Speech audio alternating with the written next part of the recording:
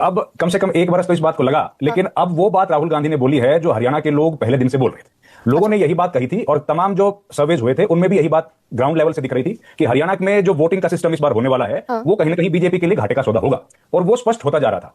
लेकिन जो नतीजे आए वो बिल्कुल उलट थे। आपके साथ कई बार हम लोगों ने डिबेट करी, अलग अलग लोगों ने डिबेट की, उन डिबेट्स में और सर्वेज में सब यही स्पष्ट हो रहा था कि बीजेपी जो है वो चुनाव हार सकती है और कांग्रेस पार्टी के जीतने की संभावना है। वही बातें हमने भी बोली, लेकिन क्योंकि हमारे पास सीमित साधन है, हम लोग ये नहीं दिखा पाए, बता पाए कि भाई कहां गड़बड़ हो सकती है। लेकिन आज जब राहुल गांधी ने ये चीजें स्पष्ट की हैं और उसके बाद चुनाव आयोग का कोई जवाब नहीं आता है, तो ये बातें साफ होती हैं कि भाई जो राहुल गांधी जिन सवालों को उठा रहे हैं, नहीं, जवाब तो आया है। जवाब तो ईसीआई ने दिया कि भाई 90 विधानसभा सीटों पर चुनाव हुए, 22 याचिकाएं लंबित हैं हरियाणा हाईकोर्ट।